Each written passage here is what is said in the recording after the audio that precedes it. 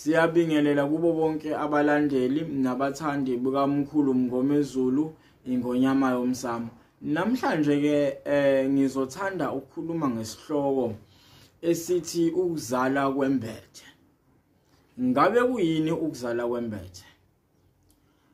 Abaningi ke abangabalandeli bukaMkhulu Mngomezulu ingonyama yomsamo bayazi kuba kwa Facebook page sihlale sikhuluma ku Facebook ngale ndaba nencwadi engiyibhalileyo ethi Nyathuko yesizwe kaThongankulu okuyincwadi ezotholakala maduze iyakubalula iyachaza kabanzi lokuzala kwembethe kuyini. Namhlanje ke ngithe ake ngikhulume ngalesi sihloko njengoba ningibhalele abanye wenu ninxusa ukuthi cha Mkhulu siyacela ukuthi uma usuqala wenza iYouTube channel lezi ihloko sibhalela zona ku Facebook ke uyikhulume ngoba abanye bethi hleze ukufunda akufani nokulalela. Ngakho ke bantu abami ke akusingene esihlokweni ukuzala kwembethe. Masikhuluma ngokuzala kwembethe la sikhuluma ngomntwana othe mayifika emhlabeni wafumbathiswa inhlahla abalelothu nomhlaba. Ukuzala kwembethe lokhu kuyisipho esikhulu la umntwana aphiwa khona izidalwa zakubo. Kwesinye isikhathi kuye kwenzeka kubeza konina lume, kwesinye isikhathi kube isidalwa sakubuqo. Ngakho ke kuye ukuthi umntwana uma esasesibelethweni sikanina bese kutholakala ukuthi kunesidalwa thizeni esifisa ukumamkelisa okuthize emhlabeni. Ukwenza umzekeliso kulokho kuye kwenzeka ukuthi mhlambe la ekhaya kwakunekhehla elaliphiwe kakhulu imfuyo elalithi malifuye inkomo zalo zande kakhulu, imbuzi zalo zizala kakhulu. Kodwa uma selifuna ukubuyisa manje lenhlahla phakathi kwaleli khaya phakathi kwalesizukulwane selapha ekhaya sekuzotholakala umntwana oyedwa manje ozothi mayizalekwa embethe bese enikwa lengubo ekuyingalamandla alento ebuyiswayo.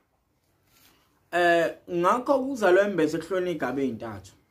Khona abazalwa begaqile lapha emqaleni okuthothi manje i-umbilical cord mangasho njalo ngesilungu elesuke kuyithumbe sohlanganisa unina nomntwana ligigele lapha emqaleni kumntwana. Abanye bazalwa benqwambile okuwukuthi ihambe yashona le kwesinye isikhathi okusathi igigele ngisho inyawo. Abanye bazalwa bekhaveke ubuso, abanye bese umzimba wonke ukhavekile. Abantwana bazalwe bembethe bonke labo.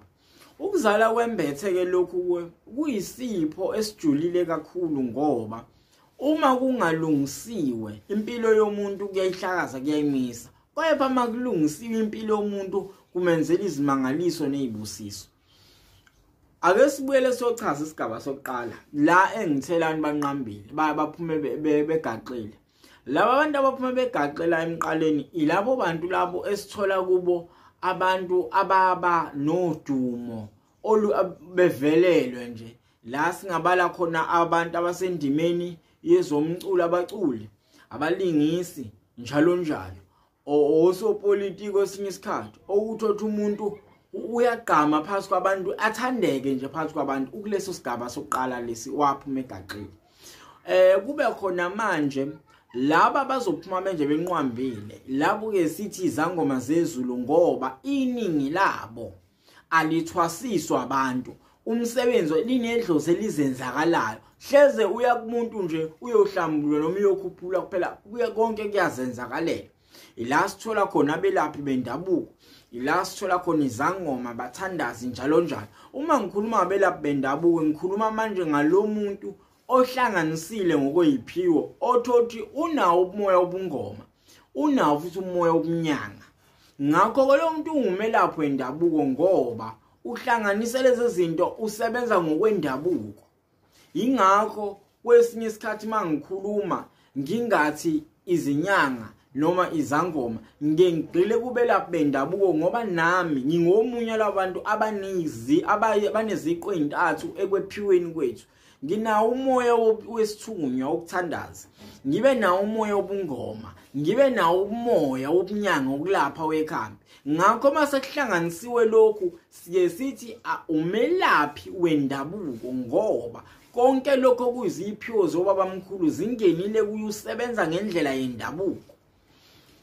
Labo bantu ke ilabo esithola kubo izangoma njalo uthe zalwa nje umoya emhluphi bephezulu.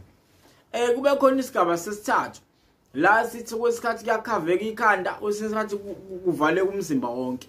Labo bantwana labo ila sithola ilabo sithola khona kungabantu benhlahla, kungabantu bempumelelo. Yonke into abayithintayo mabelungiselwe iyakhanya iyaphambili. Ungaba uqala ibusiness elakhe liyasheshe lichumele phambili. Ngaba uqala umsebenzi konke kuyachuma ngoba usekelwe lenhlahla ezidalo. Uma ke laba bantu bengalungiselwe ziningi izinhlupheko nezinkinga ezibehlelayo ngoba lengubo abazalwe nayo iyakhalazeka. Ake sibuye ehlehle sibuke ukuthi endulo kusadliwa ngoludala kwakwenziwa njani.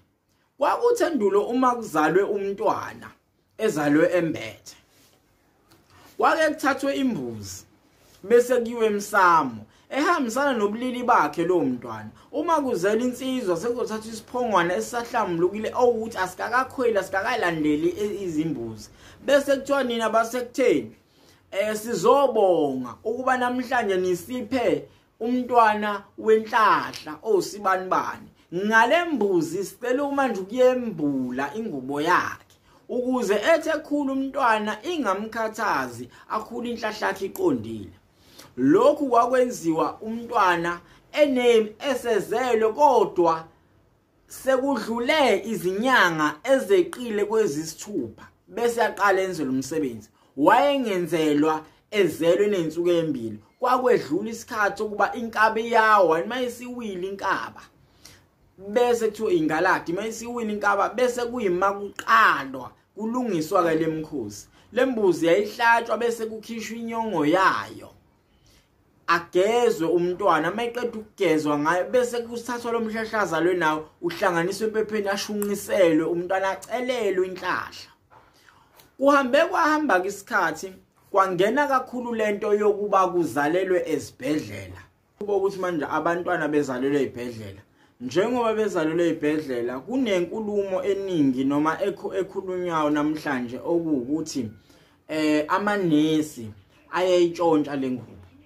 Okuyinkulumo eliqiniso ekubuye futhi ingabiye lona iqiniso ngobani kwesinye isikhathi hayi ngoba kusuke beyitshontshile kwanabo ababi nalo ulwazi olupheleleyo ngalengubo. Abanye utetiswa umuntu nje ongasazi isinto ongayazi ukubaleka lento athathe atshingele. Kwesinye isikhathi yebo bakhona laba abaziyo abayidayisayo ukubedayisela belaphi la okukhandwa ngayo izibunge lezi zokubutha nomdonso nani. Kodwa ke ake sikhulume manje ngomntwana ohambile wozalelwe esibhedlela yalahleka ingubo yakhe. Wenze njani lo mntwana ukulungisa lezi zinto ngoba phela lengubo uma ingalungisiwe inenkinga eziningi. Hleze uma singake siqale nje sibale inkomba zomuntu ozalelwe embethe ngaphambi kokuba siyolungisa. Okokuqala uyayiphatha imali ishelela ihlala imali esandleni sakhe. Okwesibili amaphupho akhe onke uvuke ngawakhumbule ngaso sonke isikhathi. Lokho akudalwa ukuthi unenyongo kodwa iphupho lakhe libanzima ukuthi alikhumbule. Okwesithathu phakathi kwabantu uyashintsha. Kwesinye isikhathi bembone ngathi uyinsizwe senje isikhathi ngathi ungathi umdala bese bengamqondi abanye. Nabo ubuso bakhe mayibona uyashintsha.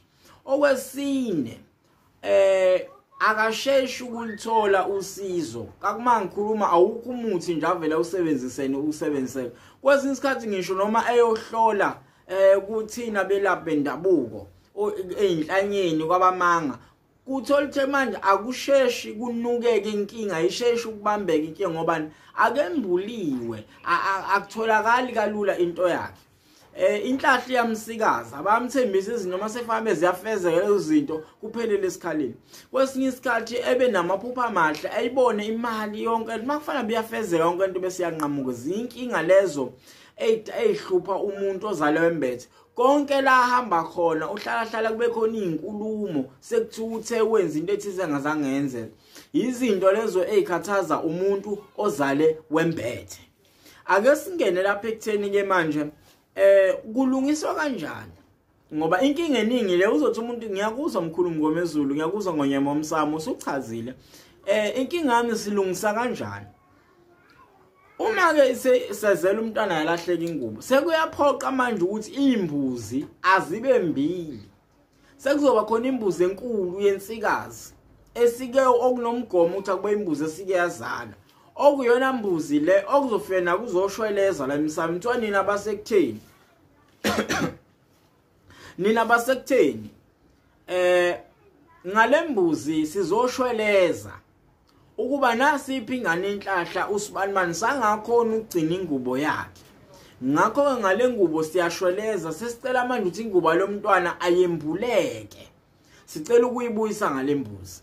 Kunezinto ke eziningi eke ngiluleka abantu ngazo ngomsebenzi wokuzala wembethe. 2 okokuqala qikelela umelaphi uma ethi uzale wembethe akakuphendule ngokuphelela ukuthi isibi lesisidalwa esekupha lenhlahla yini oyizalwe nawe yembethe ukusiphi isigaba ngoba omunye uyakulungisa lokhu kanti inhlahla uyiphiwa abasekhaya komama ahambe olungisa kubo kube emnyama kakhulu. Omunye alungisa ingubo yakhe ngendlela kodwa ngoba inhlahla yakhe akayazi mhlambe umuntu ophiwa amabhizinisi aqhubeka usebenza kwamlungu uthothi manje uyacindezelwa la emsebenzini abaphathi abamfuni yonke ngabe uqala into yakhe kodwa manje uyifukula lenhlahla yakhe endaweni errong ujike ngayiboni imsebenzela. Ngakho kubalekile ukuba sinicacisele uba yini oyiphiwe ngakho kwesebenzisa lesi siphiwo onaso ukuze uyijabulele uyibone ingubo yakho. Uma isihlatshiwe lembuzi kunezinto ezimbili ezimqoka kuyona inyongo nomhlwehlwe wayo. Into yokuqala kuzokhishwa inyongo lembuzi sekukhulunyiwe emsamo. Mayisikhishiwe inyongo lembuzi le seyizofakwa endishini namanzi bese uphumela ngaphandle nomlotha walapha ekhaya bese iyahlanjulula ugeza umzimba ngawo ukhezelana umzimba na kuze kusuke konke lezi zinto ebekade zikuzigcwagcwa zidalwa amathunzi amnyama ngoba inyongo iyona nsipho yomuntu onsundu leyo esayinikwayo ngolwazi lokhokho bethu abadlulisela kuthina.